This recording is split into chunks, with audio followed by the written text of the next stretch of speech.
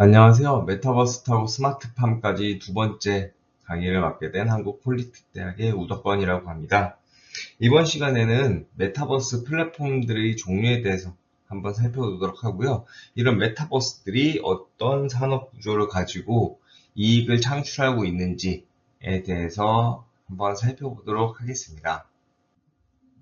자, 메타버스는 크게 3D 게임 기반의 메타버스 세상과 그리고 커뮤니티 기반의 메타버스 두 가지 플랫폼으로 구분을 해서 좀 살펴볼 수 있겠는데요. 그 첫 번째로 3D 게임 기반으로 한 메타버스들을 한번 살펴보도록 하겠습니다.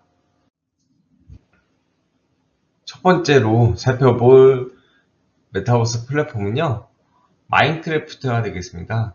마인크래프트는 뭐 다들 아시겠지만 레고 같은 블럭을 쌓아서 지형을 만든다거나 캐릭터를 만드는 그런 게임에서부터 이제 시작이 되었는데요. 여기에 사회성, 경제성, 유저 간의 상호작용 같은 것들이 포함이 돼서 메타버스 플랫폼으로서 이용하기에 전혀 손색이 없기 때문에 메타버스 플랫폼으로 많이 언급이 되고 있고요. 게임 위주의 마인크래프트였지만 마이크로소프트사에서 인수를 하게 되면서 교육용 콘텐츠들이 일부 추가가 되기 시작했고요. 그래서 이런 것들을 이용해서 이집트 피라미드를 구해서 그걸 통해서 이제 투어를 하는 그런 콘텐츠들도 개발이 됐었고요. 그리고 마인크래프트 같은 경우 게임이지만 참여자들이 거기 유저들이 직접 뭔가를 함께 만들어 나가고 자발적으로 공동체 역할을 함으로써 커뮤니티로서의 요소 작용을 하고 있기 때문에 메타버스 플랫폼으로 활용하기에 충분한 게임이다 라고 판단을 하고 있고, 그래서 메타버스 플랫폼으로 많이 활용이 되고 있고요. 아래 그림에서처럼 청와대를 마인크래프트 안에 구현을 한다거나 또는 오른쪽 그림처럼 사내 소프트웨어 전문가 수료식을 오프라인으로 하지 않고 마인크래프트 내에 별도의 지형을 이용해서 구성을 해서 이 안에서 뭔가 전문가 수료식을 진행을 한다거나 이벤트들에 많이 활용되고 있습니다. 자, 다음으로 보실 거는요, 마인크래프트만큼 자율성이 높은 로블록스입니다. 로블록스도 마인크래프트와 같이 게임에서 시작한 메타버스 플랫폼으로 구분을 하고 있고요. 3D 가상 공간의 사용자 간의 상호작용을 통해서 메타버스 플랫폼으로 활용하기에 충분한 기능들을 다 포함을 하고 있습니다. 그래서 로블록스 같은 경우는 개인이 게임을 만들어서 그 게임의 입장료를 받는 등을 해서 이제 수익 창출을 일부 진행을 하고 있고요. 현대자동차나 KB에서도 이런 로블록스 플랫폼을 이용해서 다양한 이벤트를 진행을 하고 있습니다. 그 중에서도 현대자동차 모빌리티 처음 같은 것들이 있는데 한번 이거를 어떤 이벤트들이 실제로 로블록스 상에서 구현이 되고 있는지 한번 살펴보도록 하시겠습니다.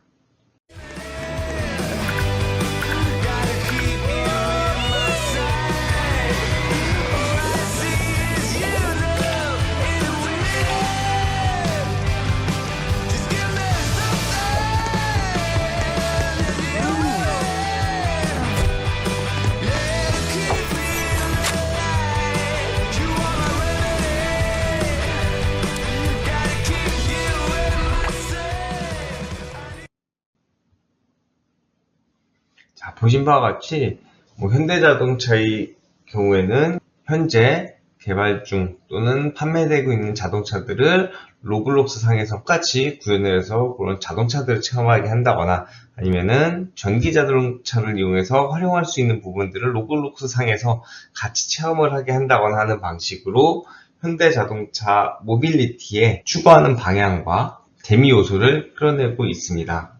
자, 다음은 포트나이트인데요. 포트나이트는 FPS 기반의 게임으로부터 시작이 되었고요. 국내에서는 인기가 조금 덜한 것 같긴 하지만 해외에서는 약 3억 5천만 명 정도의 사용자를 유지를 하고 있습니다. 그래서 포트나이트 같은 경우는 FPS 게임에서 시작되지만 FPS 게임의 특징인 3D 지형지물 그리고 3D 공간감을 같이 가지고 있고, 그리고 더불어서 앞에 보셨던 로블록스 또는 마인크래프트와 다르게 실제 사람과 굉장히 유사한 형태의 비율을 가지고 있는 캐릭터를 가지고 있습니다. 그리고 마인크래프트, 로블록스와 같이 약간 오픈소스 개념의 게임이 아닌 특정 목표가 있는 FPS라는 목표가 있는 게임 기반의 메타버스 플랫폼이라는 점에서 앞서 살펴봤던 플랫폼들과는 좀 차별화가 되어 있고요. 물론 포트나이트 상에서도 메타버스로서의 활용은 주로 이제 홍보나 이벤트로서 많이 활용이 되고 있습니다. 특히 이제 BTS가 다이너마이트라는 음악의 음원과 안무를 포트나이트의 캐릭터를 이용해서 최초 공개를 해서 많이 이슈가 됐었는데요. 그 영상을 같이 한번 보시겠습니다. Cause I'm in the stars tonight. So watch me bring the fire, set the night light. Shoes on, get up in the morning, cup of milk, let's rock and roll. Kick out, kick the drum, rolling on like a rolling stone. Sing song when I'm walking home, jump up to the top of the brown. Ding dong, call me on my phone, nice tea, and I'll get my ping pong. This is getting heavy, can't hear the bass, boom, I'm ready. Life is sweet as honey, yeah, this beat you trade like money. Disco overload, I'm into that, I'm good to go, I'm down, boy, you know I glow. Hey, so let's go. Cause I'm in the stars tonight. So watch me bring the fire, set the night light. Shining through the city with a little funky soul. Light it up like dynamite. Whoa, na na na na na na na na na na. Life is dynamite. Na na na na na na na na na na. Life is dynamite. Shining through the city with a little funky soul. So I'ma light it up like dynamite. Whoa, bring a friend. 자, 여기까지 해서 게임을 기반으로 둔 메타버스 플랫폼에 대해서 확인을 해봤고요. 자, 다음은 커뮤니티에 기반을 둔 메타버스 플랫폼들에 대해서 살펴보도록 하겠습니다. 자, 첫 번째로 살펴볼 거는 제페토라는 메타버스 플랫폼인데요. 제페토 같은 경우는 이제 아바타를 이용한 SNS 서비스에 기반을 두고 있습니다. 그래서 이제 시작은 스마트폰으로만 접속 가능한 메타버스 플랫폼으로 시작을 했고요. 현재는 이제 스마트폰에서 활용하기에 약간 제약 부분이 생겨 있기 때문에 PC 버전도 같이 제공을 하고 있습니다. 제페토 같은 경우는 이제 네이버 자회사에서 개발을 해서 서비스를 하고 있고요. 아마 가장 짧은 시간 안에 2억 명 이상의 전 세계 사용자들을 보유하고 있습니다. 그래서 뭐 블랙핑크 사인회라던가 이런 것들 다양한 이벤트들을 메타버스 상에서 현재 서비스를 했었고요. 거기에 멈추지 않고 뭐 아래 그림과 같이 롯데월드라던가 할로윈 이벤트라던가 다양한 이벤트들을 제페토 메타버스 상에서 제공을 하고 있습니다. 밑에 그림들에서 보시면 아시겠지만 제페토의 특징은 배경, 아바타들의 표현이 상대적으로 다른 여타 플랫폼들에 비해서 굉장히 구체적이고 화려하게 꾸밀 수 있도록 되어 있습니다. 그리고 나이키, 구찌와 같은 이런 다양한 유명 브랜드와 콜라보를 통해서 브랜드 로고가 있는 아바타용 아이템들을 판매하고 있습니다. 그래서 이 메타버스 상에 자기 아바타에게 이런 브랜드가 있는 옷을 입힌다던가 아니면 신발을 신긴다던가 할 수 있도록 그런 식으로 서비스를 제공하고 거기로부터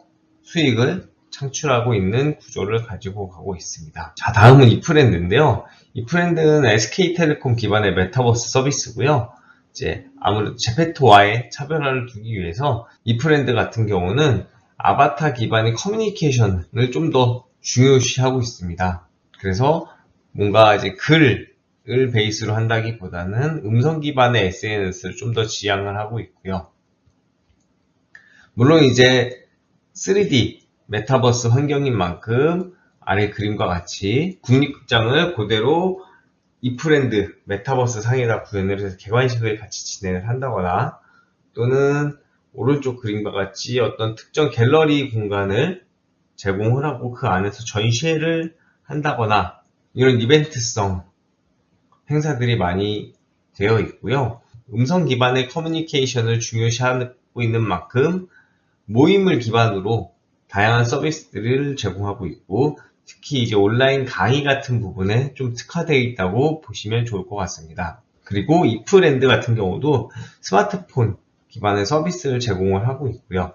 자, 이프랜드에서는 최근에는 이프랜드 메타버스 안에, 그러니까 이프랜드에서 사용할 수 있는 재화를 오프라인 세계와 연계를 하는 클립토 경쟁 시스템을 도입을 현재 추진을 하고 있고, 그 서비스를 안정적으로 안착시키기 위해서 노력하고 있습니다. 자, 다음은 옴니버스라는 엔비디아에서 현재 개발 중인 메타버스 플랫폼입니다. 그래서 이 엔비디아는 그래픽카드로 유명한 회사죠. 그래서 GPU라는 프로세서를 가지고 있고, 옴니버스 같은 경우는요, 디지털 트윈의 목적을 둔 메타버스 플랫폼이고요.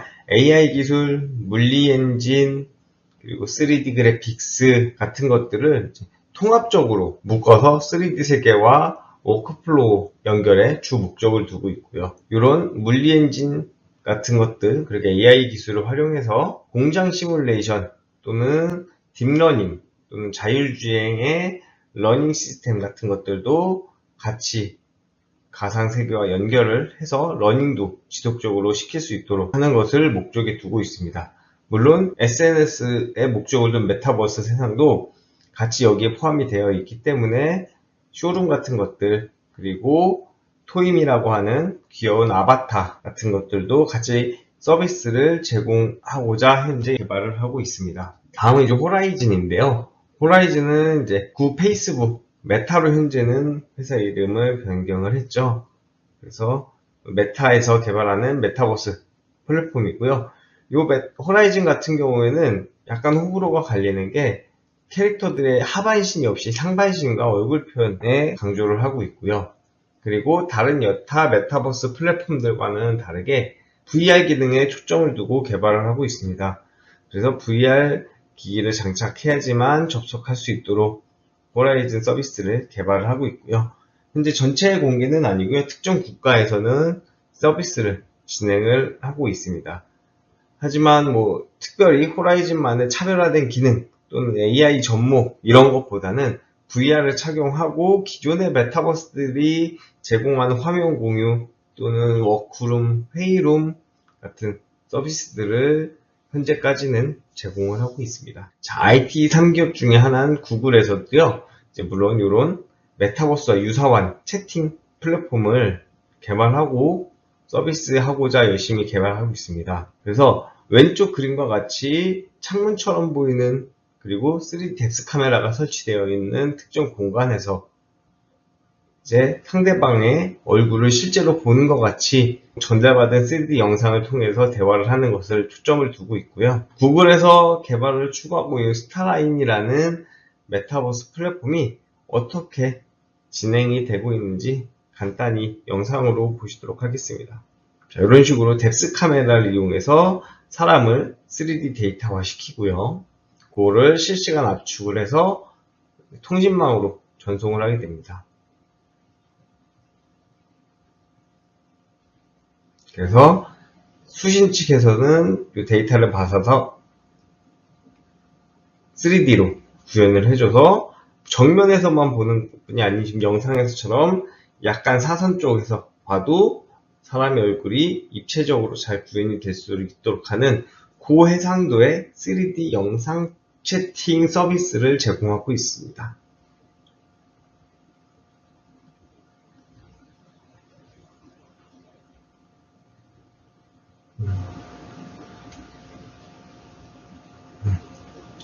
아직 이 스타라인 같은 경우는 개발 진행 단계이기 때문에 구체적인 내용은 아직은 좀 많이 미흡한 부분이 사실입니다. 자, 마지막으로는 게더타운인데요. 이 팬데믹 시대에 굉장히 많이 활용되었던 메타버스 플랫폼이죠. 그래서 물론 이 화면은 다 담지 않았지만 코카콜라라던가 다양한 업체에서 그리고 다양한 학교에서도 여기 게더타운 상에다가 이제 메타버스 공간을 가상의 공간을 만들어서 교육을 한다거나 아니면 학기 이벤트를 연다거나 또는 회의를 한다거나 하는 다양한 활용을 진행을 했었고요. 이 게더타운 같은 경우는 이제 좀 앞에서와 다르게 처음부터 PC 기반의 플랫폼을 제공을 했었고요. 웹 기반의 서비스를 지향을 했었습니다. 그리고 2D 기반으로 아주 간단하게 그러면서도 효율적으로 공간감을 표현할 수 있는 그러한 시스템을 가지고 있습니다.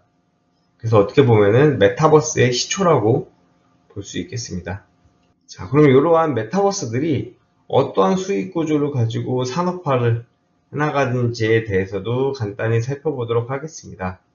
이런 메타버스 같은 경우들은 이제 메타버스 자체적인 뭔가 플랫폼을 이용해서 물론 하는 경우 로블록스처럼 개발자들이 자기만의 뭐 게임을 만들고 그 안에서 게임상의 재화를 통해서 수익을 창출하는 방법도 있지만 블록체인 기술과 연계된 NFT를 통해서 음악, 영상 또는 아까 말씀드렸던 유명 브랜드와의 아바타용 아이템 창작문 같은 것들에 이제 고유의 인식값을 부여해서 복제하기 어렵고 그리고 또는 오프라인의 리미티드 에디션 같은 그런 희소성이 있는 아이템들을 판매하는 방식으로 디지털 창작물을 상품화하는 방식으로 수익을 창출하고 있습니다. 그래서 제페토 같은 경우가 가장 활발하게 현재 진행을 하고 있고요. 구찌 그리고 나이키와 협업을 통해서 아바타용 아이템을 개발을 하고 판매를 하고 있고요. 그리고 디올 같은 이제 약간 명품 화장품 쪽 브랜드와 협업을 해서 아바타용 화장 기법이라던가 뭐 색조 같은 것들을 판매를 하고 있습니다. 그리고 이제 신한은행 같은 경우에는 신한 메타버스라는 것들을 별도로 만들고 여기에 GS 편의점과 연동을 해서 메타버스 상에서 구입한 제품을 내가 오프라인으로 편의점 가서 직접 찾을 수 있는 그런 현실 세계와 가상의 공간을 연동하는 서비스들을 현재 도입하려고 추진 중에 있습니다. 이런 선미 컴백쇼 같은 그런 이벤트들도 열고 거기에 연계된 아이템들도 같이 판매를 하면서 수익을 창출하기도 합니다. 현재까지는 대부분의 메타버스 상의 사업화들은 이벤트성 또는 홍보들이 많았고요. 자, 이런 이제 이벤트, 홍보에 치중되었던 산업화가 앞으로는 어떻게 볼지는 이제 정부의 정책으로 일부 좀 확인이 가능할 것 같습니다. 그래서 한국판 뉴딜 2.0 정책 핵심 과제가 이제 초연결, 초실감 신산업 육성인데요. 여기에 이제 메타버스를 지원 대상으로 포함을 해서 이러한 앞서 말씀드렸던 VR, AR 같은 것들을 개별적인 콘텐츠로 존재하는 것들이 아니고 이걸 메타버스 플랫폼하고 묶어서 메타버스를 어떻게 보면 이제 하나의 촉매제로 또는 클라우딩 서비스 개념으로 같이 묶어서 ICT 기술의 종합한 격으로 확장을 시키려고 하는 게 정부의 정책 방향인 것 같습니다. 그래서 앞으로 이제 여러분들께서 메타버스 쪽에 관심을 갖고 이쪽으로 개발자가 되시고자 한다면 ICT 기술과 어떻게 접목을 할지에 관련해서 조금 더 생각해 보시는 것도 좋은 방향일 것 같습니다. 여기까지 해서 메타버스 타고 스마트팜까지 두 번째 강의를 마무리하도록 하고요. 다음 시간에는 이제 메타버스 플랫폼을 어떻게 활용을 하는지 그리고 메타버스 월드를 어떻게 제작하는지에 대해서 같이 살펴보도록 하겠습니다.